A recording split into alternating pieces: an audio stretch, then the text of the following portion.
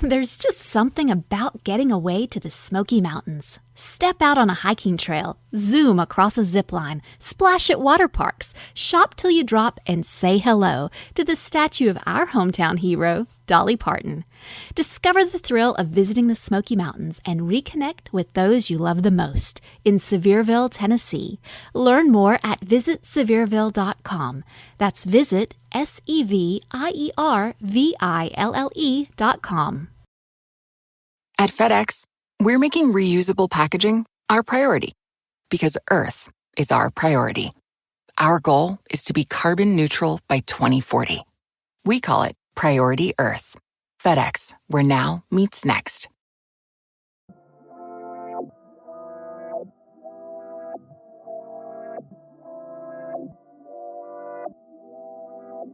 This is Germani. And this is Brittany. And this is the Black Girl Bravado podcast.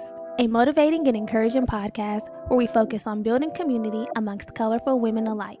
Join us weekly as we sit down and have candid conversations on various topics and issues surrounding self-care, self-love, mental health and wellness, spirituality, entrepreneurship, and much more. And trust, when we don't have the answers, we'll call on our expert homegirls who do. Our intention is to create a safe space for growth, inspiration, laughter, and love, free of judgment, in hopes that after you listen, you're a little more knowledgeable or at least a little more entertained than before. It's homegirl vibes here. Real, raw, and a little funny. A lot of fucking funny. So thanks for tuning in to the Black Girl Bravado podcast. Let's start the show, cuties.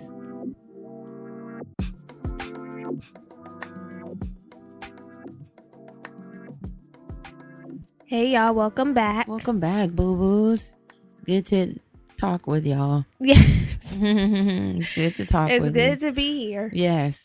Shit, in a better Happy state. 200th episode. Oh my God, yes. Wow. In this bitch. We've been here for 200 episodes. It's the commitment for me. Mm-hmm. The consistency. Yes. The show up. Thank y'all. The show out. And thank y'all for being here Mm-hmm. for 200 episodes. Never would have made it. Who would have thought? Jesus. That we would be here when we first sat down on your living room floor with our spiked eggnog. Yeah, and here we are. All these years later, all these episodes later, and all these motherfucking downloads later. Yes. So happy. Living the dream. Dead at the dream. We're living it up. It is a good day. So how was your weekend? My weekend was good. Saturday, these weekends, somebody said I'm so tired of weekends being 1 minute. Yeah. And I am too. Saturday, we had an event, a baby shower. So did that and then celebrated Kat's birthday, little pool party shebang, backyard boogie oogie oogie. Sunday, celebrated Jackie's birthday, cancer season. Right. Full effect. Harriet's rooftop, cute little vibe. Went to Elysian Park for a little hangout. And then took it on in. Yeah. How was your weekend? The exact same. Saturday, had a good time. But, you know, something was placed in our drinks. Oh, my God. I don't quite know what it was. But something was placed in those cocktails. Something that wasn't wholesome. Yeah. We literally had two little, like, not even full. 6 ounce cups. 2 6-ounce cups of margarita. Yeah. And when I tell you something went through my body, something coursed through my body, and I no longer had control. I'm like, I have not ever felt it. Well, I have, but I haven't felt that drunk in a long time, you know? Yeah, you were looking it. Yeah. Yeah. I was feeling it like very out of control, and I don't like to drink like that. So I usually, you know, limit my intake, which I thought I was doing, but. Yeah, 2 drinks felt right to me. 2 drinks is like a good adult minimum. Yeah. Come on. Once I had the White Claw in my hand and I took a sip, I said, something I already didn't feel good. I feel like if I would have drank that, I would have been throwing up on my knees, hands and knees. And I would have felt throw like up. that. Yeah. I threw up and I haven't thrown up in years. Yeah. I'm felt like that. Oh, hell to the no. I That don't was like the route. to be like this. Once I was in my home in the complete dark at 8 p.m. in my panty, no pants. I said in with my top on. I'm like, what a day. I answered the door. I'm like, oh God. I had to get in that bed, and then Andres and I were gonna get something to eat. I said, there's no way I can get up. We were just like, fuck it. Ooh, what a night. But Sunday, Oh my God, yeah. had a great little time. Summer is here. It is. I felt like last week or even the last couple weeks we've been saying like it doesn't really feel like summer, but this weekend kind of kicked it off for me. It felt like summer. Like, Once yeah. you're hopping from function to function. Yeah. And it's really the 2 days of activity. And it's That's the what weather. makes it the weather was beautiful, hot as fuck. Yeah, it's the weather. It's everything. It's day parties. It's giving rooftop. It's giving cute dress colors. I'm like, all right, we're here. Summer, I've arrived. Summer, I have arrived. Hey, So, Summer. Hey, girl. Yeah. Harriet's was a nice little vibe, little family time, celebrating Jackie's birthday. Yes. And then park after, and then Andres and I actually went to the beach after. Yes. So we didn't get home until like 11:30. Damn. Yeah, we didn't leave the beach till 10. By the time we made it to the car, it was like a 10:30. Get home, it was like 11. Yeah. Ooh, one thing about the beach is gonna tear your toes up. Even the gel? Ooh. Even the gel? Yeah, along the cuticles. I'm like, I was definitely in the sand. Yeah, especially when you're dancing in the sand. Ooh. But you know what? For that event, I'll sacrifice my toes. My feet was looking so crazy. When I let them hit the shower, I was like, babe, come on. Just, put your feet in here. Oh It's my a God. nightmare. It's a nightmare. Oh, you know what I watched yesterday finally? Power. Parasite. Oh, that was good. I So told you about that, good. like, what, last year? Yeah, you did. So I good. watched it last night. Such a good movie. I didn't think I would be into it because, Subtitles. yeah, you know how I am with Yeah. TV, but it had me. It was so good. Oh my fucking On edge God. I'm towards like, the these end. motherfuckers is crazy. Yeah, Great we're not, movie, guys. not gonna ruin the end because No, the no. end has a nice twist. A sick one. Yeah, but it's really, really good. It's really good. Oh, I I'm liked glad. it. I enjoyed it. I'm glad. Did you tell your boo boo to watch it? We watched it together. Oh, cute. Oh, He already okay. watched it 2 times. Okay, so you were late to the party. I was late. Okay, got it. Yeah. Okay, I was gonna say that's definitely a movie that he would like or He like. loves to he loves recommend. it. That's why we watched it. And I'm like, fine, I'll watch it. Cute. No, I But started it was watching actually a movie that I ended up liking. Power. Power's back, baby. Oh, Power's back? Power Universe. I don't know if I'll ever catch up. But I mean, this is a good time to start watching it because, well, Kanan's story is a completely different story from. Oh, so I can start. You can start Kanan, but it's I don't got the background. there is no background for Kanan because it's a brand new series. Character. Well, the character's not new because we already know Kanan from the previous, from Right. the show. Right. But they're giving his story, how he came to be, his background. So it's a brand new series, although it's still in the Power universe. That's how Gotcha. they're breaking it down now. I would still recommend starting Power from the beginning beginning, okay. and then watch the spinoffs. Yeah.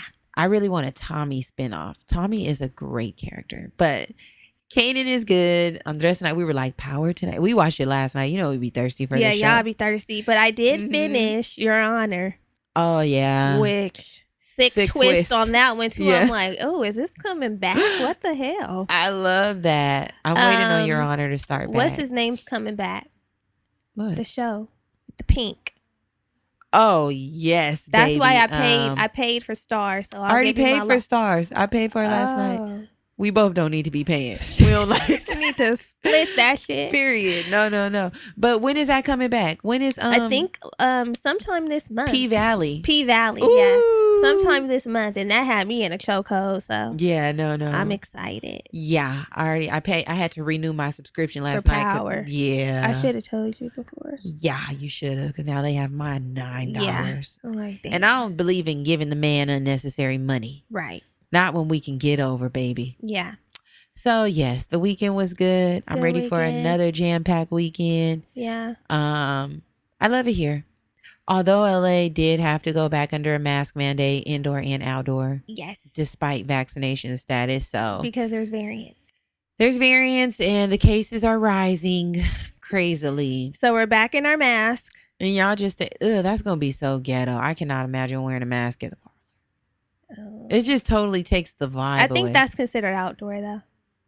Because like it's open. Okay. Yeah. Okay. Then I'm fucking with it. It's a different vibe. And I think once you have drinks, then you can take your mask off. So I think that's like the eating and drinking rule. That's definitely true. But y'all stay safe out there because It's real. It's still real. Yes. And we want everybody, all our homegirls, healthy and doing hot girl shit in good health. In good health, that's important shit. Or else Yes. it's cold, girl. Yes. What we also want you guys, you hotties, to do is to continue to rate and review. Y'all I see you all. Did what needed to be done this week. But why do we have to threaten?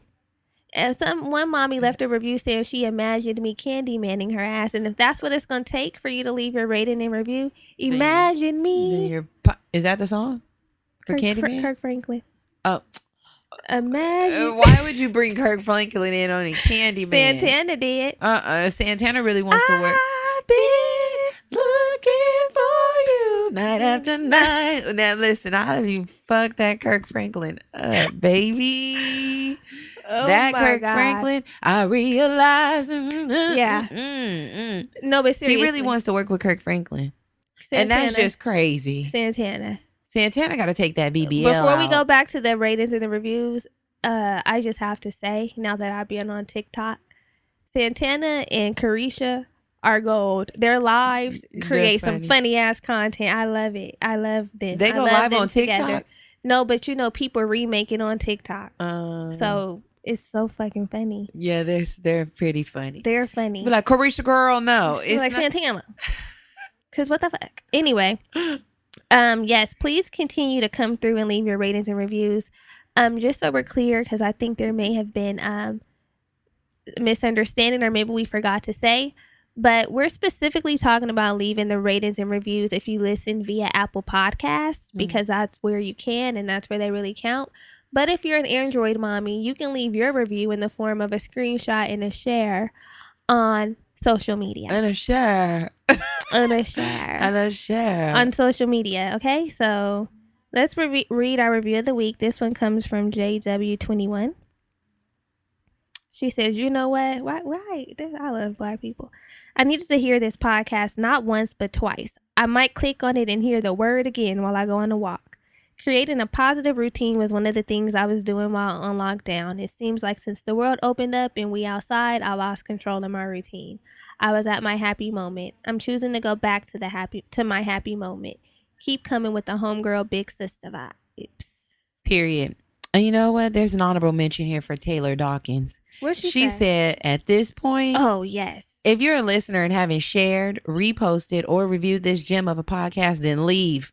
We're getting our girls to their review goal by the end of 2021. You deserve it. Thank you, Taylor. Thank you, Taylor. Thank you. You know what the fuck going on. Yes. I love that. I love you for us. Yeah, get that head, get that bread, and leave. Purr.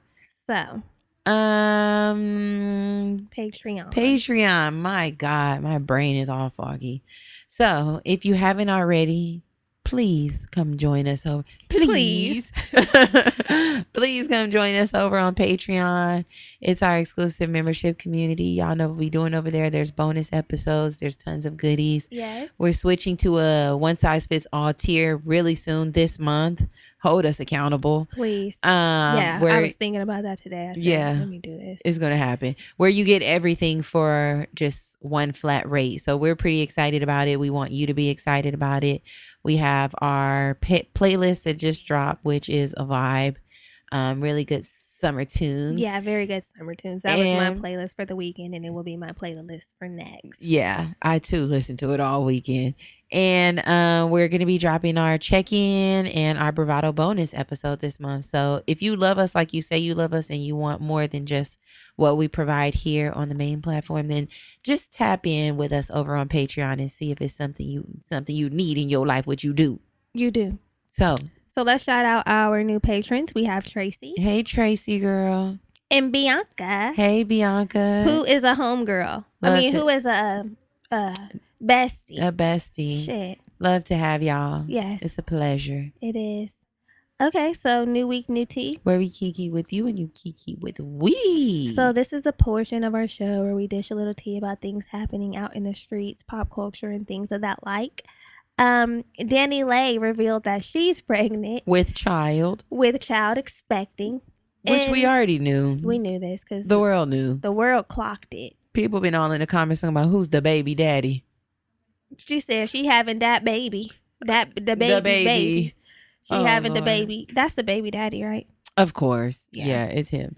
I really hate that he wasn't present for the baby shower. I hate when these queens... It was in the Dominican Republic. I don't care, nigga. You fly everywhere else. Get your ass here. Oh, my God. Did you see what he did to them little boys with the candy? I don't have no comment on that because I think that his money is his money, and he was giving them. His money was his money. I just don't think it needed to be recorded and posted. Well, I don't think that initially it was supposed to be a blast. Story. It wasn't a blast. He wanted to he was going to give him all of the money for the candy or whatever, but they kind of, y'all know the tea. He felt like they tried to take advantage of him because. Then just let it go. Be like, you ain't getting nothing and we going on. It was a posting for me. You know, people got to post when they do something good or whatever. Right. But yeah, he should have been there in the Dominican Republic. I was not feeling that dress. It was kind of crazy. Yeah. Like, close up either wear a 2-piece or close up the belly. That's been the new thing, the cutout. It's freaky as fuck. Yeah. Just seeing that little belly hang out like that is really freaky. She's having a girl. Oh, she is? Yeah. Her father revealed. Nigga, I'll be like, Daddy, what is you doing? She is our, parents, you can barely keep them on a leash. Yeah, so she's having a girl. Not really a shocker there, but it's happening. The baby would have needed to be there with me and the baby. You have to get I bet here. his baby mama was sick. Steaming. Mimi, because they already have a daughter, a little baby girl. Don't they got 2 kids? I think so. She had just had another one. It's very sickening, but he would have had to be present. I'm sorry, it's your child. Yeah. Get here. Yeah. Get here. Although, they're not a family. They're not a couple. So it's like your baby shower is for you. Yeah. But it's just the optics. Yeah, I know. Please be here. But the decision was made. That's crazy how that relationship was so short-lived. The baby came up out of it, and before the baby's here, it's already a done dada. I would be looking like, what the fuck is happening here? I think they were together like a year on and off type vibe. Oh, really? Yeah. Oh. Yeah. But she's been by herself majority of the pregnancy. Right, which is the part that would just kill me. Yeah. Like, we didn't have to do this. We didn't have to do this, but I know people want babies for them and all that. So, do what's best for you. Yeah, do what's best for you and your family. The choices, yep. But I would just be like, wow. You already know how I'm rocking. I've given the ultimate sacrifice. Nigga, you don't want me, then don't talk to me. Yeah. Let's be done with this whole thing. But I was listening to Good Moms Bad Choices, and they had their latest episode with Nurse Mo. Yeah, and she was giving a different perspective about how she decided to not have her father be a part, her child's father, she's currently pregnant, be a part of the child's life. So if you're interested in hearing it, it was a cool episode. It was a good episode. Yeah, I listened to that one. It was good. A nice, fresh perspective, especially if you're in that situation. There's relatability there. So exactly. Check out our boo-boos. Yes. So yeah, that's happening. Kanye West has a new album coming out, Donda, which is his late mother's name. Mm-hmm. Everybody feels differently about Kanye West. All I hope is that this ain't no bullshit. That he's putting out. I'm always torn with Kanye because, I'm really a Kanye fan. When he pulled for the last 4 years, I was not feeling that. I wasn't being all Trumpy and shit. But I'm a Kanye West. Somebody said Trump's out of office now. Come on back. But the music, I've always been a big Kanye fan. Like, I really, really love 808s and Heartbreaks. Like, just every album that Kanye's put out, I've really enjoyed it. So I'm just gonna be honest. I'm excited. I'm excited just to hear. I'm not excited. I'm skeptical because he been on that bullshit. But if he shocks us and he puts out some heat, I'm gonna be listening to it. Yeah, I'm gonna listen. He did what needed to be done with the Sunday Service Choir. The Sunday Service Choir deserves a Grammy. Did it got one? Oh, they did. I believe. But damn, what happened? I'm always curious. I think that was just a phase, like a moment in time. That kills me. That kills me. He uprooted people from their church. Like, come on, that kills me. I mean, but they did what needed to be done, and we got to witness it in real life. We did, and for that, I am grateful. But you know what? Like Kanye was saying that he was like a Christian artist. So I'm wondering what approach he's taking. You know what? He did go on that whole rant about how he was only working for Christ. So I want to see what's Donda giving. That's what I'm wondering. Did you revert back? Sinner. You know what the thing is? Sinner Kanye, I take Kanye with such a grain of salt. That shit that he be doing be going in one ear and out the other. So when people are hella passionate, I just kind of be like, I don't really give a fuck. Mm-hmm. So I don't know. I think Kanye is one of those people who is like always living in his truth, even if you don't like it. rather that's I'm gonna support this fucking bitch ass Trump, or I feel like I'm really I'm on fire for Christ. You know, we get on fire for Christ. Rather he's on fire for Christ and then he wants to do secular music, whatever it is, he's just going to do whatever he's going to do. And we just all here to just witness him live out his truth. That's what I truly feel about him. And he don't give a fuck about what none of us thinking about it, because he's just doing his own thing. So which is why I'm not emotionally tied to the things exactly that he does. Specifically Kanye. Yeah. He's kind of like, although I think that Lil Nas X is like trolling, he knows how to manipulate social media and the interwebs very well. But I think that he's also becoming one of those artists who are just like living out his creative artistry and we're just witnessing it.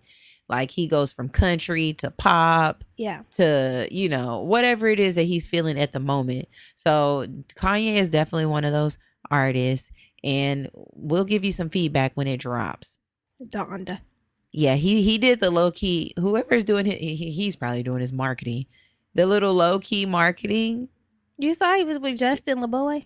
Exactly. And Justin was tweeting about it. I mean, putting it on his page, which that page has so many followers. It has the black culture in a chokehold. Right. So he definitely wants black people to know how he coming and that he's coming. Yeah, he don't want to. He's not doing the Beyonce drop. No. He's not doing the self-titled drop. He's not. He's also having a concert. Oh. Like an album release concert this week. Oh. So. I can't wait to be at somebody's concert. I know. We used to live for a concert. That's the I'm itching. Yeah. I'm itching. So yeah. So we'll see what Donda talking about. Lastly, we want to say rest in peace to Frankie, who is Keisha Cole's mother, who passed away. I don't know if it's been confirmed, but I read that it was due to a drug overdose. Frankie was TV gold, reality TV gold. Oh. She is just funny as fuck.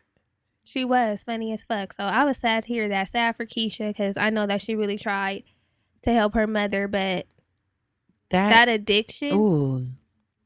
You know, when I was watching is nothing to play with. Power, I said, Lord, thank you for not bringing me up in those times. Yeah. Like being born in the 60s or the 70s and having to grow up in the 80s with like crack and experiment. Y'all know how we experiment now with some shit. Like imagine getting your hands on some crack thinking that was going to come and go. Yeah, no. And then it just never releases you from its grip. It could really has you in a stronghold. And I was watching the Nivea interview with Candy, and she was talking about how cocaine had her in a stronghold. And she just broke down in complete tears. And I did too, because you can really see the pain and the effects, and how she really is like, she's no longer using. And Candy asked her when she stopped, she didn't want to say. She said it wasn't yesterday, but it wasn't hella long ago. Oh. I think it might have been like, she said, I think over a year. Still battling. It's going to be an ongoing battle. She just was ready to lose it all. Her kids. She just didn't give a fuck. Drugs are powerful. Yeah. And I've experienced them firsthand in my family, and it's just very sad to see. And like, you just can't do anything for the people who don't want to be helped. Yeah. So prayers to Keisha Cole's family, Frankie's family, because that's sad. Yeah, it really is. But yeah, that's the tea for this week. That is a tea. That was some good tea. I appreciate that, because some weeks be dry. I know. But last week's episode, right? Are we there? We're there. Perfect. I'm still catching up. We're there with this rollout. Right. So last week's episode, y'all, we kicked off a new series, part 1 of our Thriving Over Surviving series. Pardon me. We talked about living intentionally. We discussed how we're kind of tired of going through the daily motions of life and how easy it is to lose touch with ourselves. So we were really reflective about how we've been moving, sticking and grooving, right, and how we're trying to transition back into operating in at our highest selves, being very intentional with the things that we do, and just being purposeful when we can, as much as we can. Mm-hmm. So we're hoping that you feel inspired to get back into your routines and doing the things that help you feel like you are vibrating higher and thriving and doing the best that you can, because that's really what it allowed us to do. Yeah. Speaking of which, I need to tap into my routines this week. Last week I got some of them cracking. A little taste. I said, you know what? I'm going to do baby steps because I know if I just dive fully in, that's going to be too much for me. And I want something that's sustainable. So I got to little baby by step little. that shit. Yeah. Tonight, maybe I'll do a little night routine. I haven't quite committed. Right. This probably isn't the best week for me to go to the gym yet. No, I don't think it's that's time. Gotta come next week. Next week, I don't think it's time. Next week because I'll be completely moving out of my apartment this week. Oh yeah. Getting the last little bit of things and doing that whole thing. And I said, Lord, I can't stretch myself. Yeah, no. Doing the stretch like a slinky or some shit. I'm not here for it. Yeah, no. So yeah, if you haven't listened to last week's episode, take a moment. It's there for you. And tap in. Let us know what y'all think too. We really need y'all to share. This is a call to action. This is your CTA. Please share the podcast if you find the content valuable, relevant, relatable. You feel like there's somebody in your group chat or your homegirls who might find the content useful. Share it. Yeah. This podcast grew very organically over the last 5 years by word of mouth and people just putting their homegirls on. And we need y'all to keep that up. Yeah, we rely on that. That's still a thing. It's always going to be a thing. So we're not. So this week, again, this is our 200th episode. Yay! And we're continuing our Thriving Over Surviving series. And we have a special guest with us. Yes. I guess we should just jump into it because we intro her. Great episode talking about some things that we've been affected by personally, and you probably have too. Yeah. So let's do it. Let's just see y'all on the other side. BGB gang, we're having a hot girl summer, which means we're presenting our best selves in the streets and in the sheets. And what better way to make that happen than by shopping with Savage X Fenty? You know, I did my shopping and I found the cutest set. I feel super cute and confident in my Gingham remix set. It's flirty, it's sexy, but still fun, just like me. I love the way my ass looks in the ruffled trim undies. Y'all, it's the Mod Poppy Lace Bralette and crotchless. You heard that right, girls. Crotchless. High leg bikini for me. I didn't realize how sexy and comfortable crotchless panties could be, but these have definitely become a new favorite of mine and my boo-boos. Okay. You know, a little spicy. Through our Savage X Fenty journey, we've learned that wearing lingerie and cute undergarments is an act of self-care. You can feel sexy and confident for your damn selves. Savage X Fenty is all about inclusivity. They're out here making lingerie for the ponies and for the stallions. If you have a body, it belongs in Savage X Fenty. Yes, it does. Right now, Savage X Fenty wants to give the BGB gang 2 bras for $29 plus 50% off everything else with your first VIP order. That's saving a lot of coins, homegirls. So if you've been waiting on a sign to spruce up your lingerie collection or to throw out those tattered panties, here it is. Shop our favorite Savage X Fenty styles at www.savagex.com/bravado. Right now, get on your phone, get on your computer, and go to www.savagex.com/bravado. I'm going to tell you guys again, because it's not a promo code. You need to go to www.savagex.com/bravado. BRAVADO. See you on the other side. Today we have with us a special guest, Dr. Joy Harden Bradford, who is a licensed psychologist, speaker, and host of the popular mental health podcast Therapy for Black Girls, which I'm a huge fan of. So super excited to have Dr. Joy with us today. Her work focuses on making mental health topics more relevant and accessible for Black women, and she delights in using pop culture to illustrate psychological concepts. She's been featured all over the place. Essence, O Magazine, Huffington Post, Bustle, Refinery 29, all over the place. Dr. Joy, welcome to the show. We're so happy to have you. Yeah. Thank you so much for having me. So, today we are going to be talking about, we're in the middle of our Thriving Over Surviving series where we're transitioning from just surviving into a thriving state because we deserve that. And the key piece to thriving over surviving is our mental health.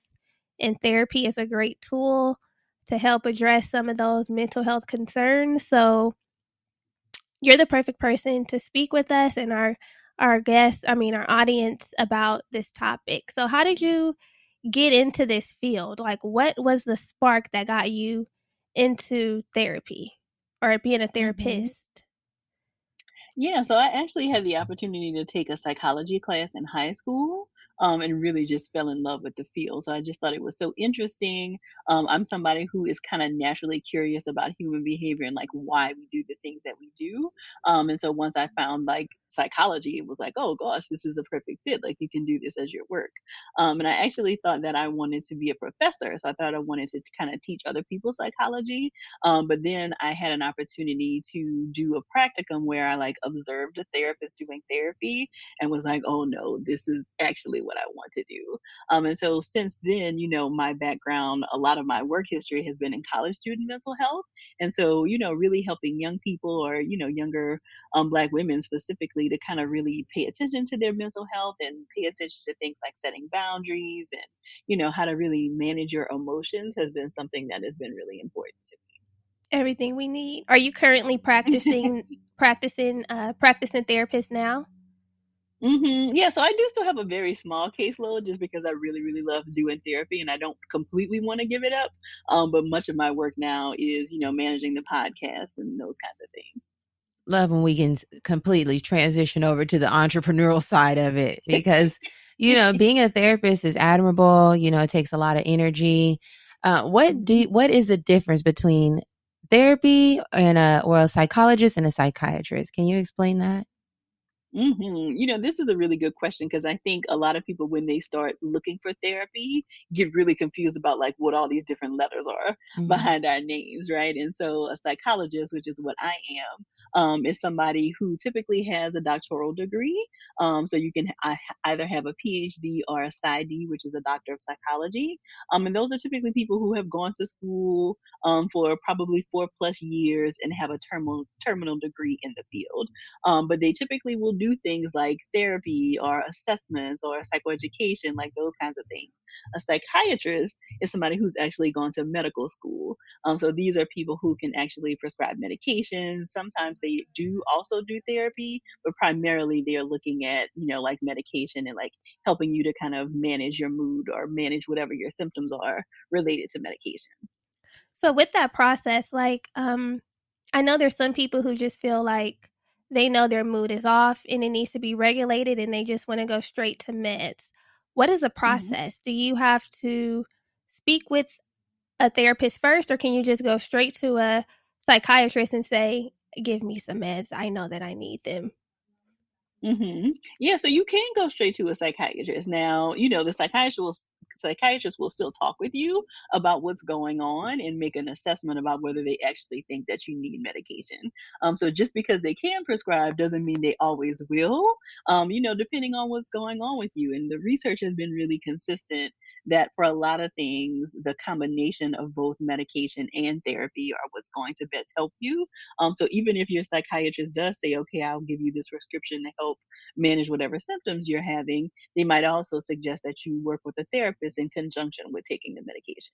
Tandem, you need both. You need both, yeah. The medication that you need to sit down and speak to somebody. Yeah. So, Dr. Joy, you mentioned that right now you have a relatively small caseload because you're focusing so much on the podcast Therapy for Black Girls. Can you tell us about the show, what inspired you to start the podcast, and how you got here? Yeah, so before Therapy for Black Girls was my full-time job, I was the director of the counseling center at Clark Atlanta University. And my commute there was like an hour both ways. And so I fell in love with listening to podcasts. So The Read, which I'm sure a lot of people are familiar with, right? I feel like that's how a lot of us kind of got into podcasting. That was one of my favorite shows, and I just thought it was so hilarious. And I was already blogging on the Therapy for Black Girls website, but once I found podcasts, podcast, I thought, oh, wow, this would be a great thing to add to the blogs that I'm already doing, because it feels like, it'll be a great way to maybe reach other people who prefer to listen to their content. And my husband actually has a background in like radio production. And so I knew he could help like produce the show, and I wouldn't have to like go out of the house really to get those services. And so I just thought like, okay, let me try this. I took a course. So there is a psychologist who has a podcasting course that teaches you like all the basics you need to know, like how to upload a file, all that stuff that you don't hear when you listen to like somebody talking on a Right. podcast. So I took his class and then came up with a couple of ideas for like what the first couple of episodes would be, and I just put it out there. Wow. And look at it now. It's blown up. And look at it now. It is Right, huge. right. I told my mom today, like, we have an interview with Dr. Joy from Therapy for Black Girls, and she just loves you. She was so excited. She was like, oh my God. She was so excited. So you have reached I love that. far and wide. And we're very grateful, because within the communities of color, there has been a stigma associated with mental health and speaking with the professional. It wasn't always encouraged, and thankfully it's being more encouraged, and we have platforms like yours that are tremendously helpful.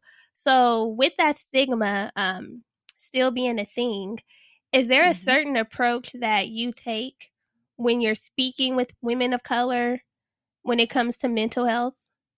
Yeah, I really feel like you have just given me a great example of the work that I'm trying to do, right? So the fact that both you and your mom listen to the podcast, right? And so much of the stigma related to mental health, especially for Black women and women of color, is related to the fact that we are sometimes like the first ones in our family who might be going to therapy, right? Yes. And so the fact that you both could have this content, right? Like you could talk about an episode, it really allows you to bridge that gap, and it makes it more accessible and makes it easier to have some of these conversations that you and your mom maybe never would have had if you like couldn't come around a podcast episode, right?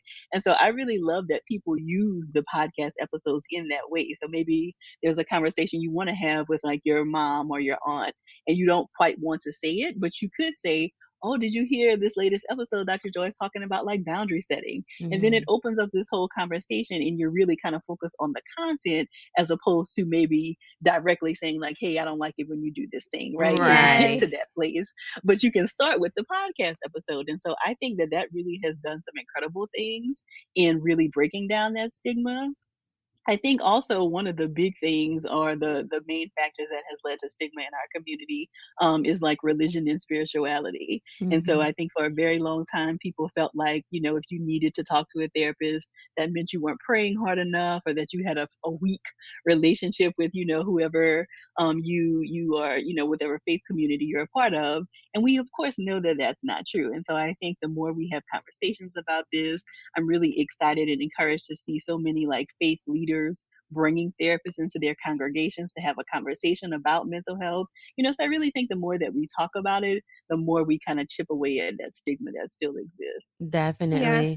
I know that personally, my mom, she just started going to therapy with. Did you know if you pay your nanny or sitter more than $2,300 a year or $100 a week, you owe taxes? When Care.com HomePay does your nanny taxes and payroll, we make sure to find all the tax benefits you qualify for, up to $8,000 a year. From tax filing to payroll, Care.com HomePay has it all covered. When you sign up for Care.com HomePay, we handle your nanny payroll, W-2s, everything you need. Try our service for free for the first month. Go to homepay.com to get started. At FedEx, we're making reusable packaging our priority, because Earth is our priority. Our goal is to be carbon neutral by 2040. We call it Priority Earth. FedEx, where now meets next. She's so happy about. She's like, I was talking to my therapist.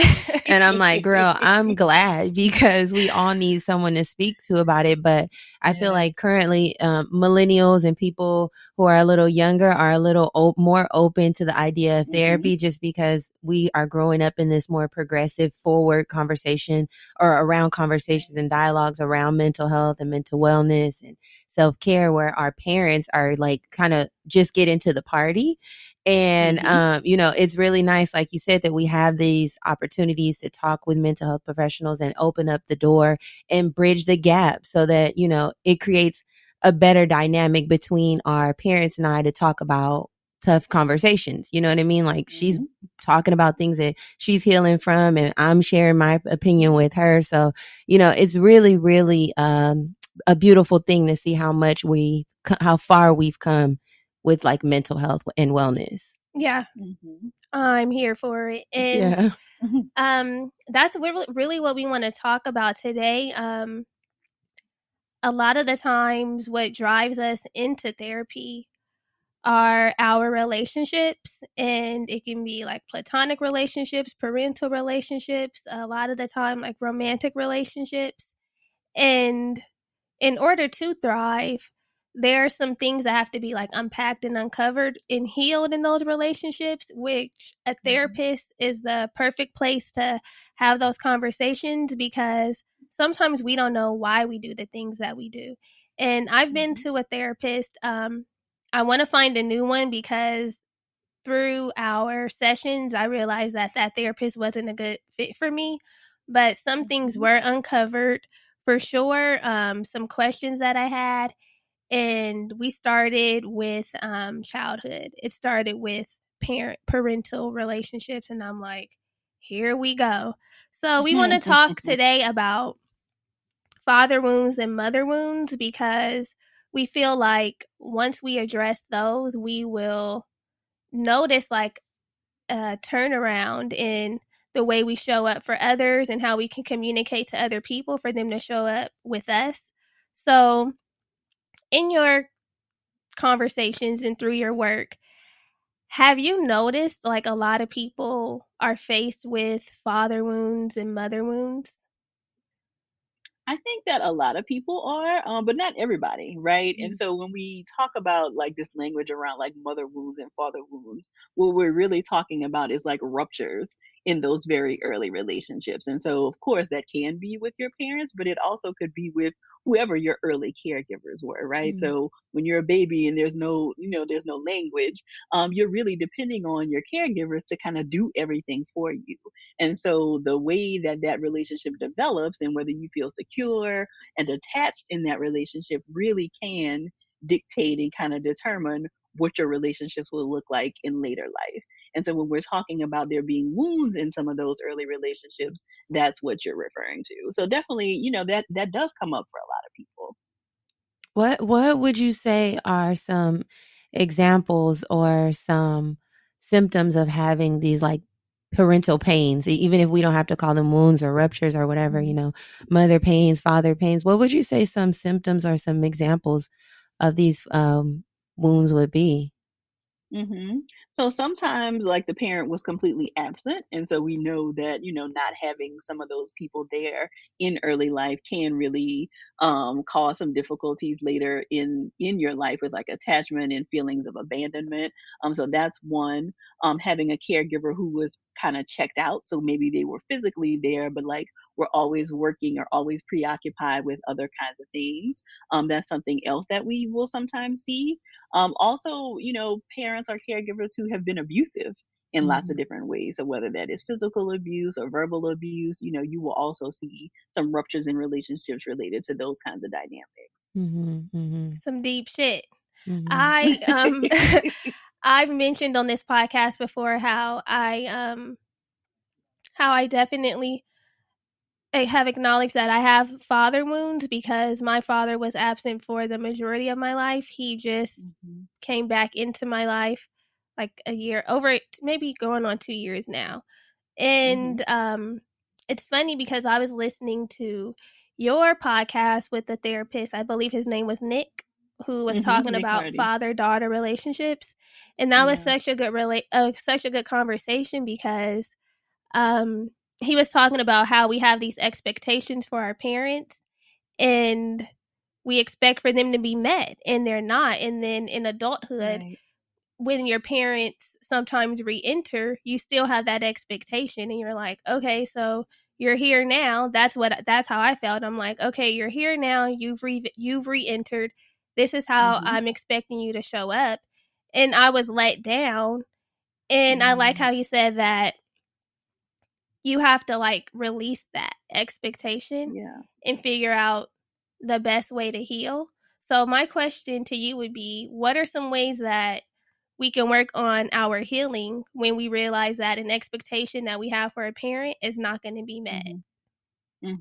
So I think the first thing that has to happen is that you have to verbalize that expectation, because a lot of times what happens, and this can be in, parent-child relationships, but in any of our relationships, we will often have expectations, but we don't actually verbalize it, right? So we get into this thing of wanting somebody to read our mind, or, oh, they are this person, and so they should just know that I need this thing or I want this thing. And that may be the case, but in other cases, they don't know unless you tell them. And so I think anytime we have a conversation about expectations, the first place we need to look at is whether you've actually verbalized that expectation. Now, if you verbalize that expectation and, kind of set some parameters for like how you want somebody to show up in your life, and they don't, then I think that you then have to look at what kinds of boundaries you need to set in relationship to that person to keep yourself emotionally safe, right? So I think you are setting yourself up for failure when you continue to have expectations for someone and they've shown you that they can't do or be whatever it is you're asking them to be. That's gospel, the That's communication piece. Yeah. Do you feel like you've done that? Do you feel like No, I feel like I definitely didn't do that because like you said, in my mind I'm thinking you're the parent. Like why do I have to communicate to you what's expected of a parent? It should be automatic, but I guess there's some unfairness there because there's a certain way that I know that I need you to show up for me. So I guess I'm doing a disservice to myself and to him by not just directly saying, you know what, I get it. There was a disconnect. There's been a lot of space and time, but this is how I need you to show up so that we can have a stronger relationship or a relationship at all. So I get that. And it's funny because that translates beyond the parent-child relationship. That's in all relationships. Like, your expectations. You have to clearly state them and allow the other person to show up. And then if they don't, then that's when you can make the decision on if you want to continue on or if it's not going to be a fit. So, I think, and in the case, you and your dad, you're not a minor child, right? And so the things that you might have needed when you were like 10 years old are going to be very different than what you need at this age, right? And in addition to him being your parent, you are also like in some ways kind of developing a relationship with a stranger, right? And you're a young adult, and so you can't just expect that he will like automatically know how to parent you, when really it sounds like there's still a process of you all still getting to know one another. Very true. A stranger in my house. The inner child work. Now you're reparenting. God damn, who want to reparent and a nigga here? Right. I just wanted to be a kid. Why do I gotta reparent and you're present? Yeah. It's so funny. Speaking about father wounds and even mother wounds. For a long time, I didn't think that I had any. I just was like, my dad died when I was very, very young, like 6 months. So I didn't internalize it being a father wound as much as I internalized it as like something was taken from me. I didn't want to say, oh no, I really do have daddy issues or a father wound. And up until recently, this year, actually, I realized, there's some pieces of me that are missing there that hurt because of the absence of a father, whether it was voluntary or involuntary.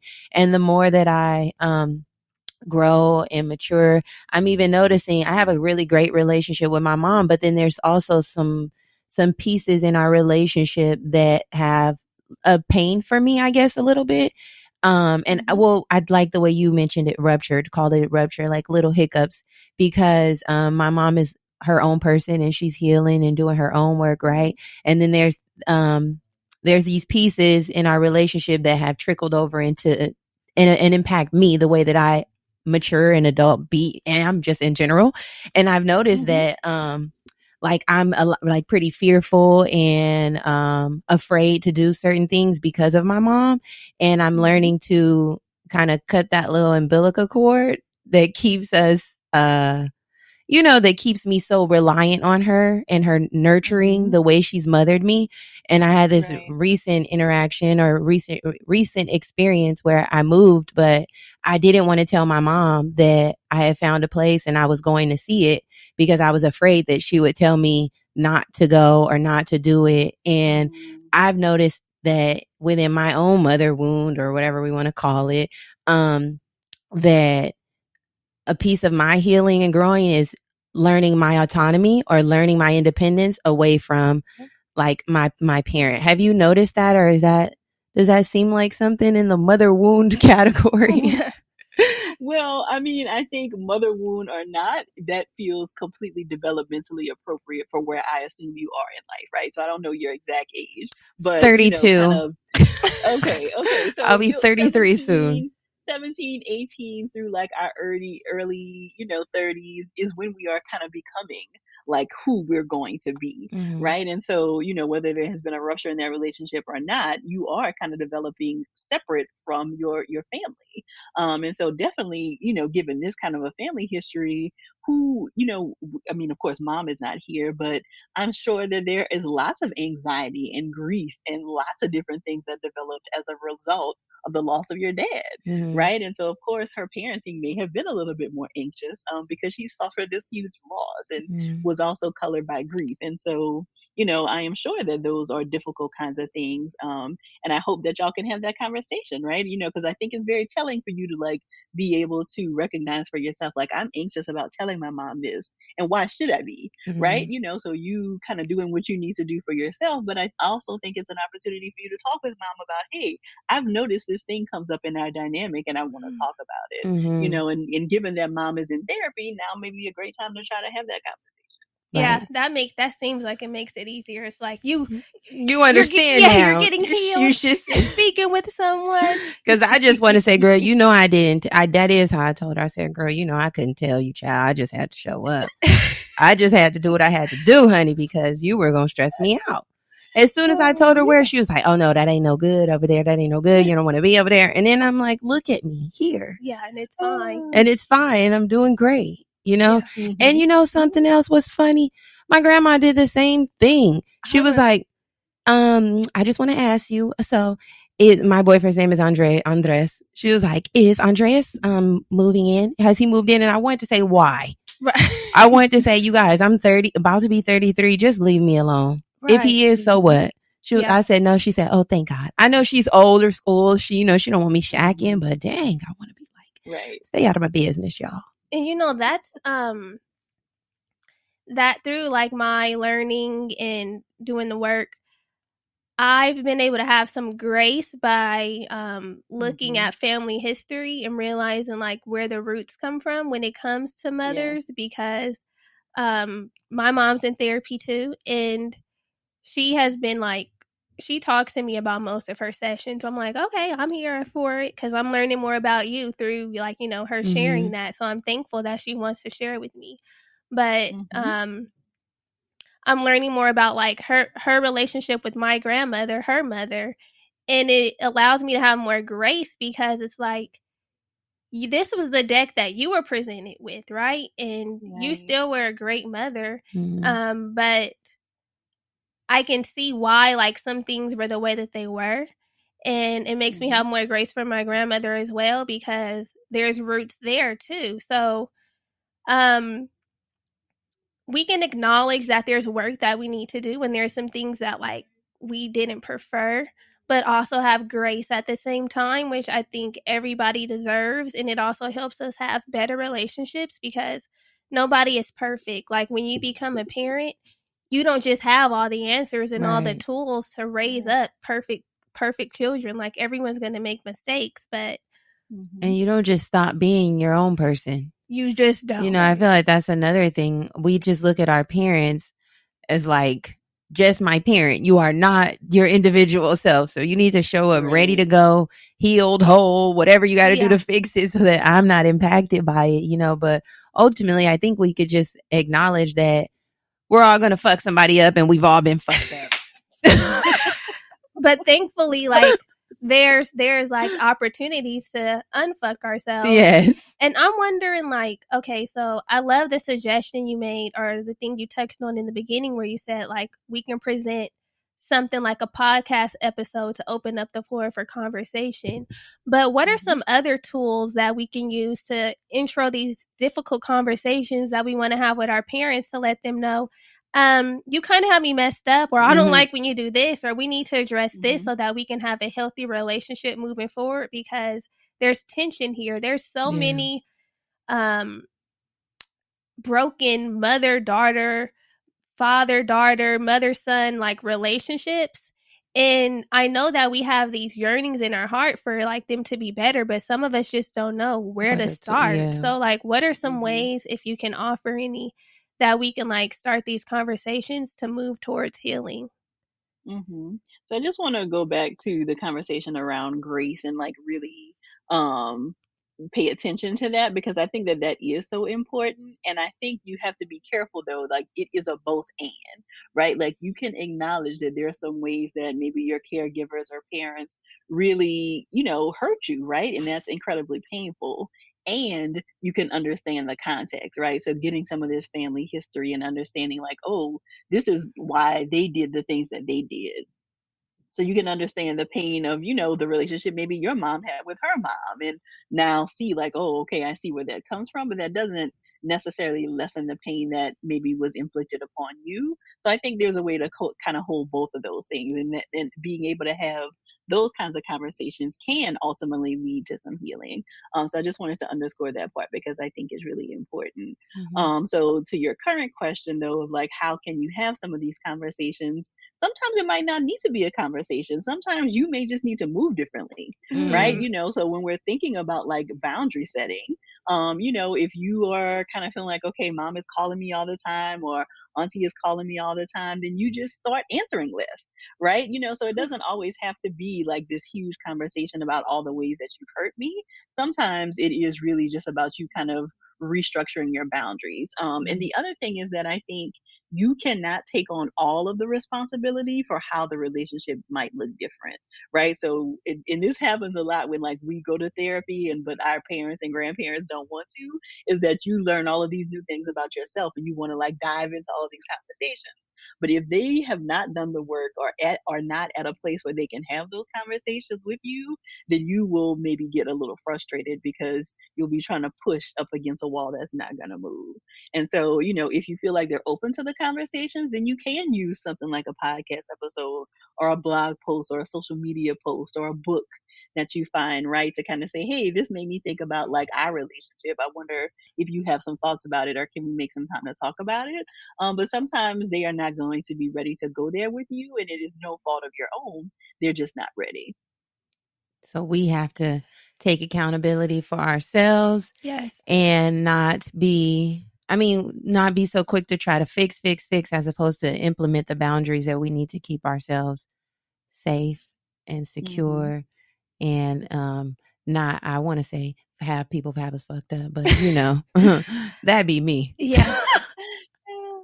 I always want to do that. I feel like, and I need to probably stop doing this, that I always need to make sure that I'm not disrespected or like correct people when they try to disrespect me. Like, and it's not even disrespect, but I'd be like having to flex my own muscle. Like, wait, hold on. Give an example of how you do that. I had to do that this weekend. I had to do that. Okay, this happened. So I didn't talk to my mom, and I love this girl. I love her to death. Would give her this romper off my back. But I had a busy day. I did not feel well. I went out and got something to eat. I came home, and then my mom called me. I missed her call. I called back, and she was like, I'm feeling some type of way. And I'm like, what? And then mind you, she's in therapy. So sometimes I have to bring her tools back to the forefront so that she can remember that she has them and they're there for her to use. So I'm like, what? And then she's like, I haven't spoken to you all day. You need to remember that no matter what, I am the mother, I'm the mom. Even if I don't call you, you call me and check in with me. And I was like, whoa. Because I feel like I've done my work. So I just can't have people talk to me any kind of way. So I said, Ma, hold on. Wait. I'm like, let's back up. What do you want to talk about? What did you want to talk about when you called? Well, I just wanted to call and say I haven't heard from you. How's your day? I said, so let's start there. Let's go back there. And she was like, no. She wanted to just gangbang on me and tell me that she's the mother and flex her black motherism. And I was like, that's not cool.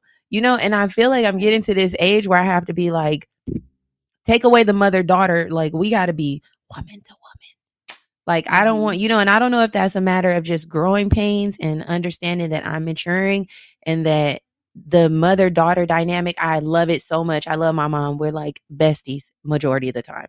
But then there's also this piece where I'm like, I have to continuously reinforce that, like, I am an adult, So if you haven't heard from me you can call me too. I don't want to deal with that. I feel like that black parent thing that we have in our community that's like, y'all know what it is.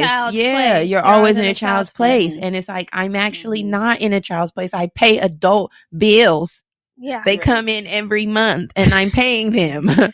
I cannot be treated that way. I don't know if that's just like growing pains or what, but that's kind of where I feel like that's where I'm identifying that I am right now. Cause I can't imagine her talking to me like that when I'm like 40.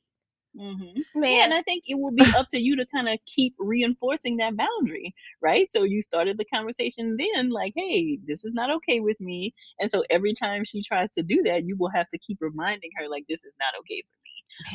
So it could be the kind of thing, it sounds like there's a real need for her to kind of want to do this checking in. And, I get some of that like safety, especially given, again, a very early loss in her life. So that is probably driving some of that. So it could be the kind of thing where y'all establish like times where you're going to check in, right? And so that kind of keeps away some of that needing to know everything because she knows at 12 o'clock, every other day she's going to talk to you, so that may be something else to try. Yeah, some tools. Yeah, it's the boundary piece. It's the boundary. Yeah. Which can be hard because you don't want to seem disrespectful, but at the same time, sometimes parents are disrespectful too. And they have to realize that you can't talk to people any kind of way. You can't put your hands on people. And yes, I was your child. I'm still your child, but I'm now an adult child. So we need to function like adults because you don't just go putting your hands on other adults and talking crazy. The putting your hands on. No, I mean, I've seen it. I've seen it and it gets ugly. So yeah, we don't want that. We don't want that. We want there to be respect at the forefront always of all of our relationships. Yes. Speaking of relationships, so when we're in romantic relationships, what am I trying to say? Obviously there can be some spillover of how we were raised and how we operate in our romantic relationships. So how important do you think it is to be healed from these parental ruptures before we enter romantic relationships? Is it impossible? Is it possible? Like, how do we navigate that space when we're in romantic relationships and either we have these parental ruptures or they have them? Like, should we be addressing them? Like, so what's your relationship with your parents? I need to know. And if it's bad, I'm out. Yeah, I probably would not start off dating someone like that, right? Like that'd be the first date questions. That may be a bit of a turn off, right? But I do, and I don't necessarily think you have to be healed from these things to be in a romantic relationship, because a lot of times you won't even know what some of those things are until you're in a romantic relationship. So, it's not all that, they don't always show up only in romantic relationships, but romantic relationships are a lot of times where we see some of these triggers kind of pop up. And so, sometimes you don't know that you have like issues with abandonment and stuff until there's a romantic partner and you're like, oh, I'm feeling something here. And so I don't think you have to have done all of that work, but I do think some awareness could be good, right? So if you know that you've already had issues with a parent, then it is very likely that some of that could spill over into a romantic relationship. So I think awareness of what the potential issues are and an openness to work on like new things that pop up are really all that needs to happen. You don't have to be completely healed, so to speak, to be in a relationship. So we can all breathe. One thing though, I am very analytical and observant, and I guess sometimes it can be considered overstepping. I remember in a previous relationship, he was like, had anger issues. Like the arguments would like blow up and they would be too much. And so I remember in one argument, I was like, do your parents argue a lot? Probably not the best time. He flipped and tumbled. I said, oh shit, I shouldn't have said that. It was really a question I wanted to know, though, an answer to, because I was trying to put pieces to the puzzle together to see not now. if that's why this is your way to communicate. So he he was like, you trying to talk about my parents? I'm like, bruh, not trying to talk about your parents. I'm just asking a question. So right. How would you say that if people like want to inquire about their partner's parental relationships, do you think that that's something that we should do, or should we stay away from? And if so, how should we go about that? Yeah, so probably not in the heat of an argument is probably not the time to have that conversation. But I think once you know that a relationship is more serious, it's totally fine to like ask questions like, "Oh, tell me about your parents. Like, in what kinds of ways do they communicate? What did you observe of them? Maybe not that clinical of language, but like, like what kinds of things do they enjoy doing together, or like when they fight, what does that look like? Because I mean, making the assumption that most parents probably fight, or did you ever see your parents fight? Like what kinds of things did you see? So I think having those conversations in the like getting to know you kind of phase combined with like other things, feels pretty like typical to me, because you want to know like what kinds of dynamics they maybe have observed, because it very likely is informing how they show up in relationships. I dealt with 2 men with mother issues before. And after the first one, I should have known that that's probably not a role for me. I can't deal with. What was the role you felt you had to play? Their mother. Oh. That's how I felt. I feel like, like they both didn't have their mothers around. So the relationship, one was a strained relationship and one was just an abandoned relationship.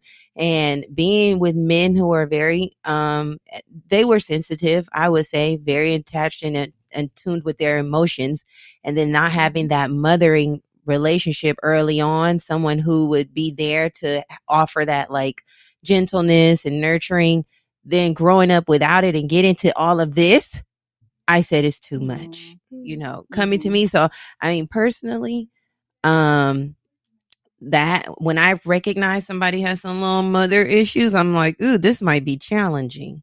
This might be challenging. And both times it was. Both times I had to get out of there. Were they aware of the mother issues, or? One of them probably didn't realize it, and the other one was still always very emotional and erratic. He probably just, I don't know. I said, and I'm no psychologist, I'm no therapist, but I recognize that when I seen it. I'm like, your mother wasn't around when you were younger. I'm sure you're dealing with something here and you are requiring too much of me to fix it, right? There's an empty space there and you want me to, I'm gathering you want me to fix it to make you feel whole. There's a part of that I get, but also the part that makes me feel like we both didn't have fathers. So I would hate for somebody to be like, you didn't have a dad. I don't know about you. You know what I'm saying? For me, though, personally, is to me, I feel like if there hasn't been some workaround or you can't see you have mother issues, it's one thing to have father issues or recognize that there's a wound there versus relying on somebody and asking them to be everything that your father or your mother wasn't. And I feel like these particular people wanted me to be like very, very nurturing, extreme, like in a way that they probably are missing, that they need some inner child work to be done. Is what I'm feeling. Inner child. I think so. They probably had to repair it themselves. Like we all do. I'm sure. Yeah. Yeah. It's just what they needed from me at the time. I could not give. Yeah, and that's important to know, right? Like whatever flavor, so to speak, people's issues show up as, if it's not a good fit for you, then it's okay to say that, right? Like we don't have to kind of take on other people's issues kind of just to be in relationship with them. There's an important piece of like recognizing what your limitations are and what kinds of things are going to be like too much for you, and whether you're willing to kind of do that work with the person or not. And it's okay to say that you're not. Can't be your therapist. I wasn't. Can't be your therapist, no. King. Can't be your therapist, and I can't be your mother, King. Yeah. Go on. I don't think Yeah, it's tough. It's tough, and thankfully that there's mental health professionals to help guide us. Mm-hmm. I just wonder, how many do you have to go through to where you find a fit? Because like I said, the one that I had, she had great intentions, but it wasn't a fit. I can tell that it wasn't a fit. And if I'm being honest, the work that I feel like it's going to take to find a fit, and this is an excuse, has deterred me from jumping back in, because I just feel like, Mm-hmm. oh my God, is this going to be like dating? Like, why can't I just find a therapist that works? I send my little coins and then I come up healed. It's kind of intimidating. And I know that a lot of people can relate to that. And I guess what I'm asking for, like, what are some tips or suggestions to overcome that intimidation and just do what you need to do? That's very fair. I mean, it is not always an easy process. And I think sometimes, especially if you've had like one kind of therapy relationship and it didn't do well, that sometimes leaves you feeling even more frustrated than like the first time you're trying to find someone. So I think it's important to acknowledge your feelings and to kind of, do an assessment of like, okay, do I feel like I can take on the energy of finding someone new right now? Because maybe you are not in a place where you feel like you can, but maybe in a month or two, you might be in a different place. So I think it's important to just acknowledge where you feel like you are, but to also keep in mind where you feel like a therapist could help to take you next. So when we're thinking about like who's going to be a good fit for us, it can, I know it is unfortunate, but it can be like a dating kind of thing, right? Because everybody is just not going to be a fit for you. So we know that the thing that makes therapy most successful is the relationship you have with your therapist. And so if it's just not a good fit, then it's probably not going to feel like successful therapy to you. So you may have to kind of do a little bit of dating around, so to speak, to find the therapist who is going to be a good fit for you. So I typically encourage people to do as much research as you can. So lots of therapists have websites at this point. You can kind of read more about who they are, what kinds of clients they work with. Lots of therapists are also active on social media or have a podcast, or they've been guests on podcasts, or they have videos out on YouTube. So you typically can find a little bit more information about therapists so that you can get a bit of a feel for their personality, but also what kinds of things they specialize in. So you don't want to just get stuck on the personality. You also want to make sure that this person has expertise in whatever is bringing you to therapy, Mm-hmm. because that is going to be really important. So if you are coming in with like a substance abuse concern or an eating disorder concern, and this person nowhere on their website or on their social media is talking about those things, then even if you love their personality, they might not actually be a good therapist for you because they might not have the right training to be able to do what you need to do. I love that. I love that. That's great advice, because sometimes we do just go, Black woman looking for, that's what I want, a Black woman. And I then know. Black woman might not always be ready to meet your needs, because that Right. same situation happened to me. I feel like I've done a lot of the preliminary work, that I just need somebody to go deeper with me. And this specific therapist couldn't really go, she wasn't really pulling out what I needed her to pull out. Mm-hmm. So I'm going to be Mm-hmm. using that advice going forward, because it's time.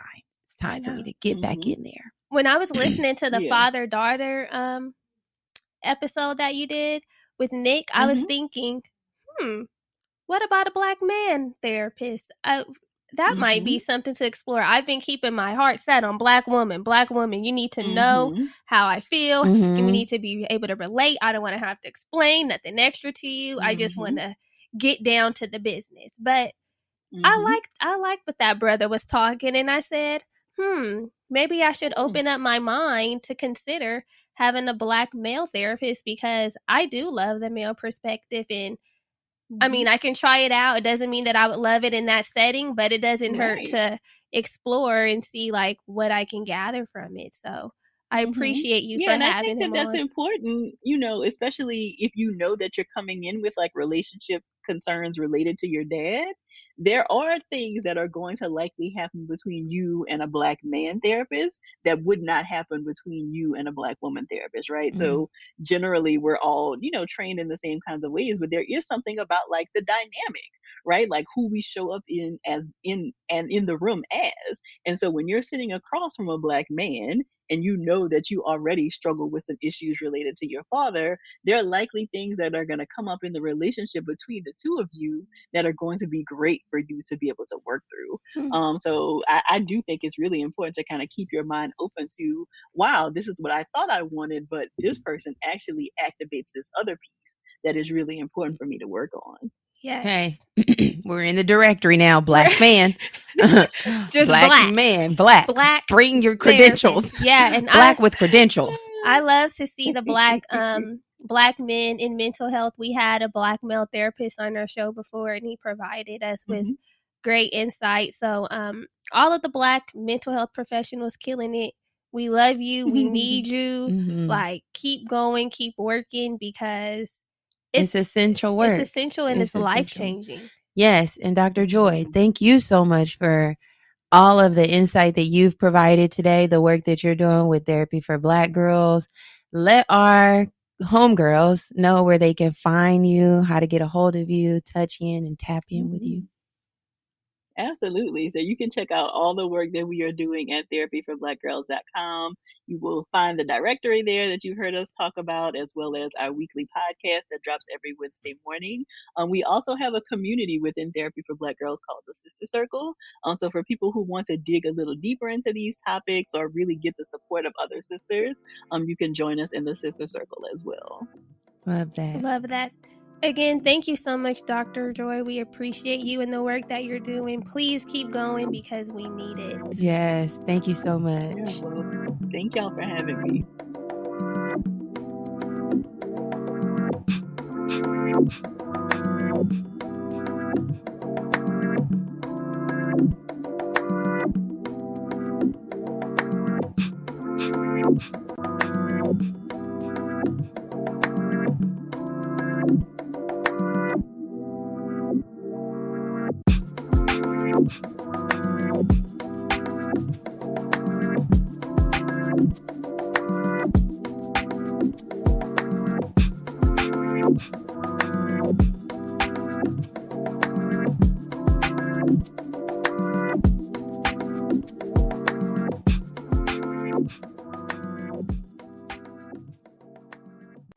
Did you know if you pay your nanny or sitter more than $2,300 a year or $100 a week, you owe taxes? When Care.com HomePay does your nanny taxes and payroll, we make sure to find all the tax benefits you qualify for, up to $8,000 a year. From tax filing to payroll, Care.com HomePay has it all covered. When you sign up for Care.com HomePay, we handle your nanny payroll, W-2s, everything you need. Try our service for free for the first month. Go to homepay.com to get started.